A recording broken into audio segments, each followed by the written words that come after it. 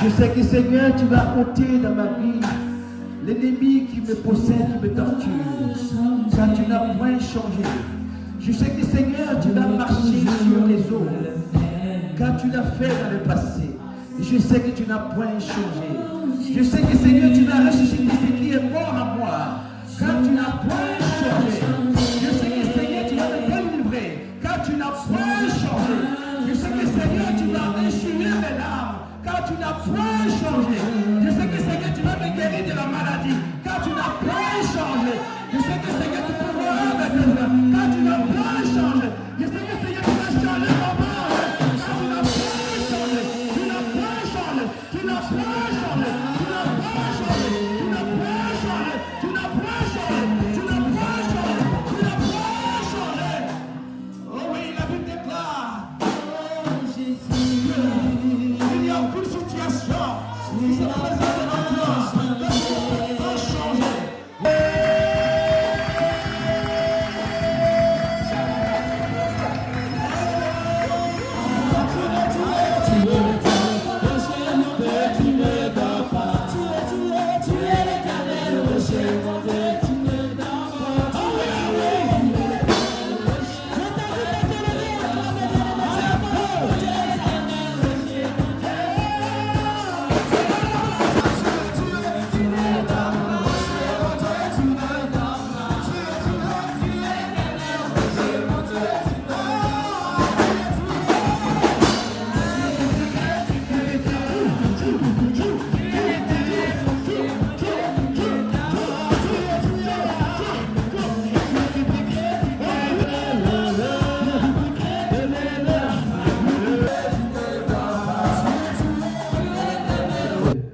Et Jésus. Dieu ne dort pas. Mais nous, amen. Essayons de faire comme Dieu. Soyons les imitateurs de Dieu. C'était un message voilé. Celui qui peut décoder, il va avoir 50 € à la sortie. C'est mon corps. C'est la vie. Et je suis là. Acclamez Jésus.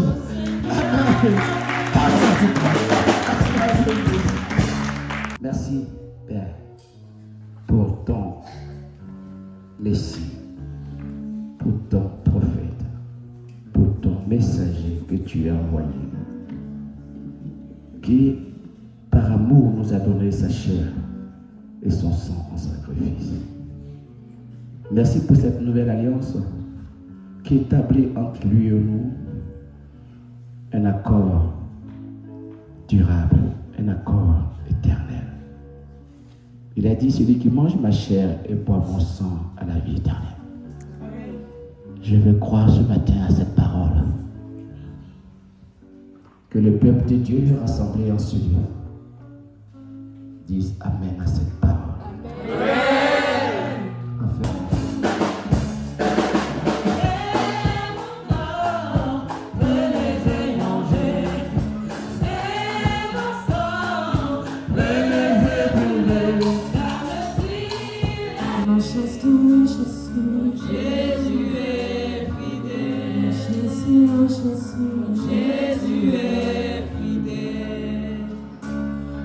Jésus est fidèle.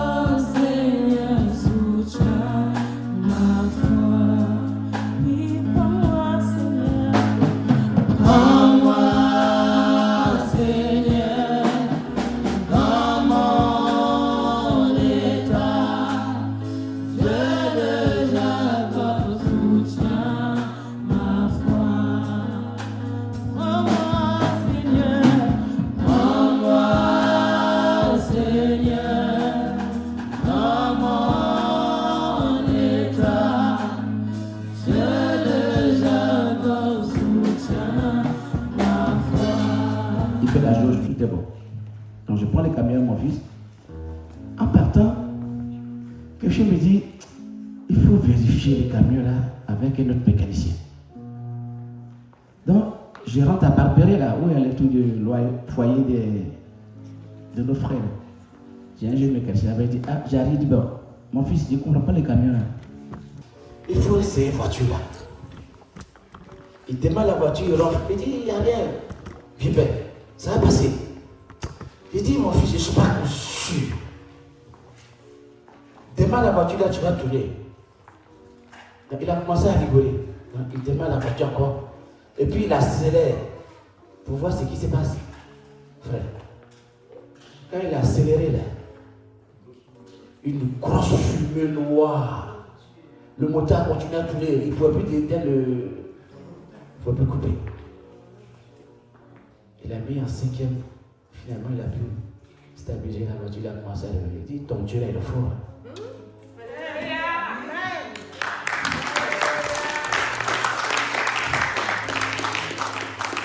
Il dit, j'ai peur, ton Dieu est fort.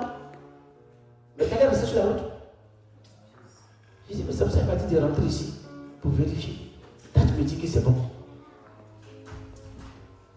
Quand j'étais avec mon fils, il nous a déposé chez nous à la maison. J'ai béni le Seigneur. Vous savez, quand Dieu vous parle, il faut écouter. Il faut écouter. Souvent, c'est ça qui nous fait qu'on a des problèmes. Il faut vraiment prêter attention à ce qui se passe. Il faut vraiment ça. Merci Seigneur, j'aurais pu rester sur la route parce que moi je ne sais pas comment ça se passe à faire des turbos. Le moteur va où? Je ne peux même pas arrêter, je peux rien faire. On va où? Merci Seigneur. Je voudrais dire merci à Dieu pour cela.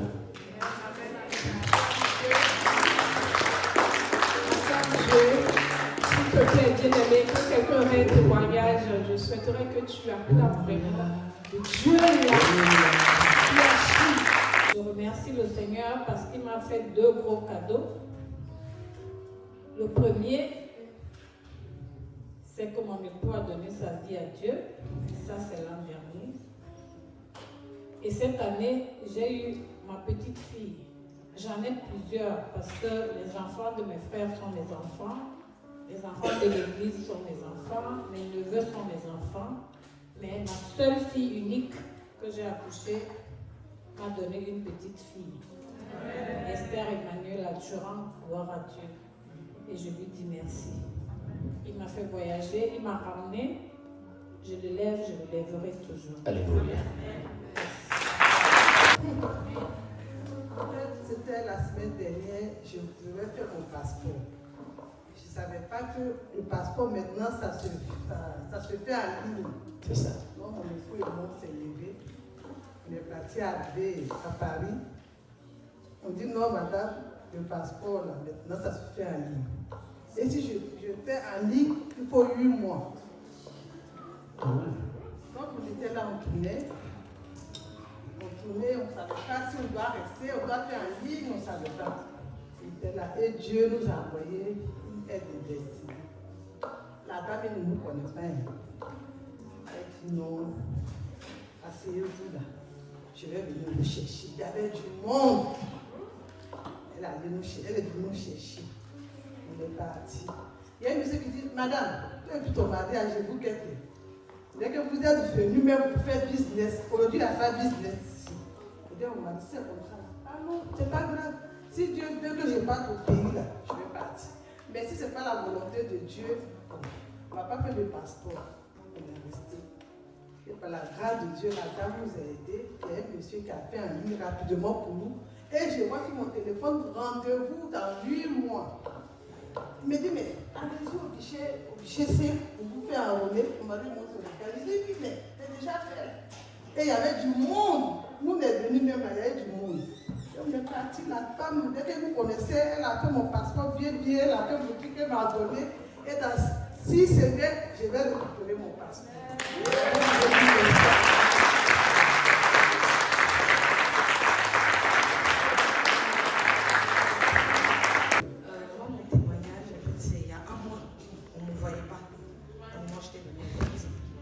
On ne me voyait pas et tout. En fait, on m'a diagnostiqué une maladie. diagnostiqué une maladie qui était le diabète. Je dis qui était. Amen. Qui était le diabète. C'est-à-dire, j'ai commencé à avoir des symptômes où vraiment dans la nuit, je peux me réveiller au moins 10 fois pour aller aux toilettes. Je buvais de l'eau, c'est-à-dire que je peux prendre au moins 5 bouteilles, je bois. C'est vraiment les symptômes du diabète. Je vais voir mon médecin. Ah, madame, vous avez le diabète? J'ai dit, c'est un début. Il me dit, non, c'est pas un début, il y a longtemps. C'est là. J'étais presque à 4 en glycémie, à 4. Je faisais 3,80. Et le médecin m'annonce ça. Donc quand il m'annonce ça, bizarrement, c'était comme s'il m'avait annoncé la mort. Ce jour-là, j'ai pleuré. Mais pendant les 1 mois, c'est-à-dire le diable a une subtilité de te faire croire que tu vas mourir. C'est-à-dire, je fais que pleurer en fait. J'ai oublié qu'il y avait Dieu dans ma vie. J'ai carrément oublié. Il m'a affaibli. Je me voyais en train de mourir. Je voyais mes enfants, je voyais mon mari, et surtout que le diable profite du moment où je vais être en joie, parce que mon mari est auprès de moi maintenant. Le diable veut me faire dire que non, tu vas mourir. Donc je suis là, je pleure, affaibli, ma foi tombe. Je ne viens pas à l'église, je dis, ah, je dors seulement. Et puis un jour, j'appelle, papa. Ah, papa. Ah. C'est-à-dire, en fait, un jour, je me suis levée comme ça, je partais aux toilettes. Je me suis levée, je dis, c'est pas moi ça. Puis j'appelle papa. Et puis quand je lui dis, il rigole. Il dit, papa, moi, déjà, le diabète. Papa, il rigole. Il dit, oh, c'est qui t'ont dit, refuse la maladie. Quand il m'a dit ça, ça n'a pas sonné 2 fois. Le lendemain, j'ai refusé la maladie. Les médicaments des blancs, j'ai laissé.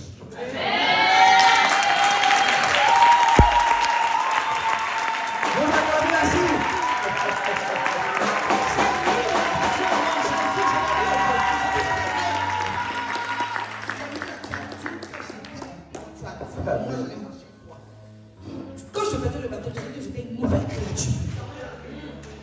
Je ne suis pas dans la main du diable. Médicaments, là, j'ai laissé. Je refuse, je n'ai pas de diabète.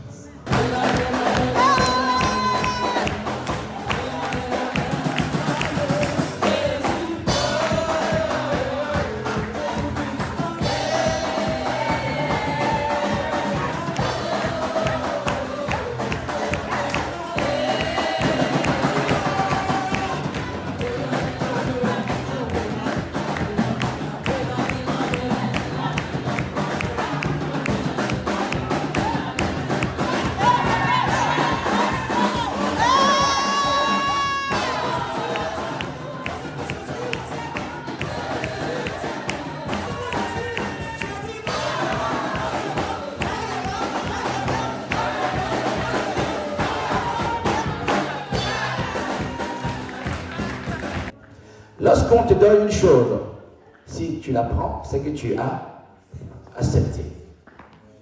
Et quand tu refuses cette chose, c'est que tu ne l'as pas accepté. Amen. J'ai rejoint la servante, comment elle s'appelle? Comment t'appelles? Victoire. Lorsqu'on m'a dit que monsieur, vous avez le diabète, j'ai rigolé devant la dame. Elle dit, mais pourquoi vous rigolez, monsieur? Vous êtes à 4 4. Je dis, oui, madame. Et alors? Vous n'avez rien ressenti? Non, vous êtes venu comment à l'hôpital? J'ai conduit ma voiture. Ah bon? Vous êtes dangereux, vous? Je dis, comment ça, je suis dangereux? Vous aurez pu mourir, parce que c'est trop, ça. J'ai dit, c'est comme ça.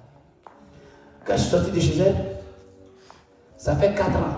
Je suis dans ma 5e, je ne suis plus jamais reparti chez elle. Elle m'a fait tout un gros carnet. Matin, il faut manger ça. À midi, il faut manger ci. Le soir, il faut manger ça. À 2h, il faut piquer ça. À 15h, il faut piquer ci. Gros cahier comme ça. Oh, piqué. Gros cahier comme ça là-bas. Avec un seau. Si je suis sorti de ce lieu, je suis parti. J'ai tout mis ça à la poubelle. Et pendant ton truc là, c'est toi qui as vu. Moi, je mange la chair du Christ. et je bois son sang. Écoutez-moi très bien. Je mange la chair du Christ et je bois son sang. Et dans la chair et le sang du Christ, il y a point de maladie. Mon diable, écoute bien ce que je t'ai dit. Tout ce que nous pensons nous avons, c'est dans notre esprit. Lorsque ton esprit accepte, tu reçois automatiquement. Faire ce que ton esprit refuse. Et tu vas voir comment tu vas vivre. Et je suis parti acheter des floupes dans un magasin avec ma femme. Les floupes. Bonbons glacés. Les frigolos. Mr. Freezer. Je rentre dans le magasin de Pakistanais parce qu'il me plaît.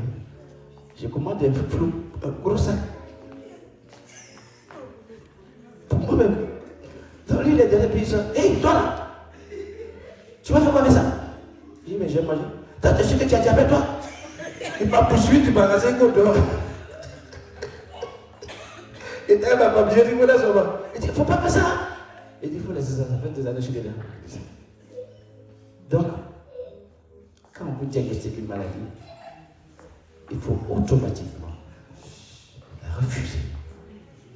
Et quand tu viens ici, que je te donne la chair du Christ et le sang du Christ, il faut prendre ça avec foi.